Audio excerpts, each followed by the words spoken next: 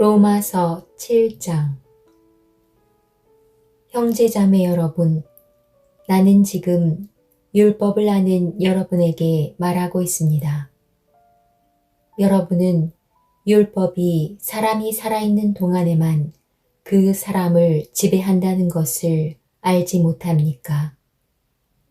이를테면 결혼한 여자는 남편이 살아있는 동안에는 법에 의해 남편에 매여 살아야 합니다. 하지만 남편이 죽으면 그 여자는 남편에게 매여 있던 법에서 해방됩니다. 그래서 여자가 남편이 아직 살아있는데도 다른 남자와 결혼하면 그 여자는 간음죄를 짓는 것이 되지만, 만일 남편이 죽으면 그 여자는 그 법에서 해방되므로 다른 남자와 결혼하더라도 간음죄를 짓는 것이 되지 않습니다. 내 형제자매 여러분, 이와 같이 여러분들도 그리스도의 몸으로 말미암아 율법에 대해 죽었습니다. 이제 여러분은 하나님께 열매를 맺기 위해 다른 분, 곧 죽은 사람들 가운데서 살아나신 그분의 사람이 되었습니다.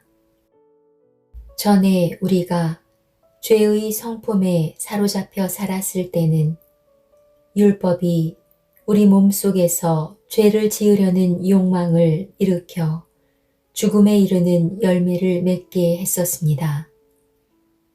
그러나 이제 우리는 우리를 가둔 율법에 대해 죽고 율법으로부터 해방되었습니다. 그러므로 우리는 기록된 문자에 따라 하나님을 섬기는 것이 아니라 성령의 새로운 방법으로 하나님을 섬깁니다. 그렇다면 우리가 무슨 말을 하겠습니까? 율법이 죄입니까? 절대로 그렇지 않습니다. 율법이 없었다면 나는 죄가 무엇인지 알지 못했을 것입니다. 율법이 탐내지 마라고 말하지 않았다면 나는 탐내는 것이 무엇인지 알지 못했을 것입니다. 그러나 죄는 이 계명을 이용하여 기회를 엿보아 내 속에서 온갖 탐심을 일으켰습니다. 율법이 없다면 죄는 죽은 것이나 다름없습니다. 전에 내가 율법과 상관이 없었을 때 나는 살아 있었습니다. 그러나 계명이 들어오자 죄가 살아났고 나는 죽었습니다. 그래서 생명으로 인도해야 할 계명이 사실 나를 죽음으로 이끄는 계명이 되고 말았습니다. 죄가 계명을 이용하여 기회를 엿보아 나를 속였고 그 계명으로 나를 죽였습니다. 그러므로 율법은 거룩하며 계명도 거룩하고 의롭고 선합니다. 그렇다면 선한 것이 나에게 죽음을 가져다 주었단 말입니까? 절대로 그렇지 않습니다. 죄가 죄인 것으로 드러나도록 하기 위해서 죄는 선한 것을 이용하여 나에게 죽음을 가져왔습니다. 그리하여 죄는 계명을 통해 한층 더 죄의 참모습을 드러내게 된 것입니다. 우리는 율법이 영적인 것이라는 사실을 압니다. 그러나 나는 영적이지 못하며 죄의 노예로 팔린 몸입니다. 나는 내가 하는 일을 이해를 못하겠습니다.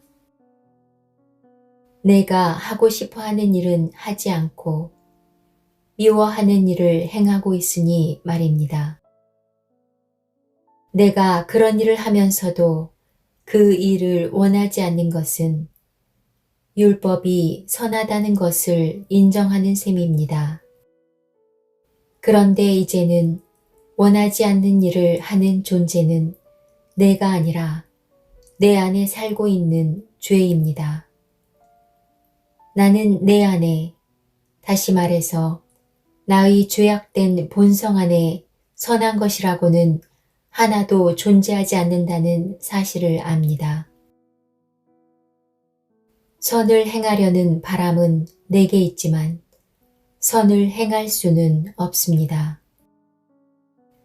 나는 원하는 선은 행하지 않고 원하지 않는 악을 행합니다. 내가 원하지 않는 일을 행하고 있다면 그 일을 행하는 자는 내가 아니라 바로 내 안에 살고 있는 죄입니다. 그러므로 나는 이런 법칙을 발견했습니다. 선을 행하려는 마음은 나에게 있지만 악이 나와 함께 있다는 것입니다. 사실 나의 속 중심에서는 하나님의 법을 즐거워합니다.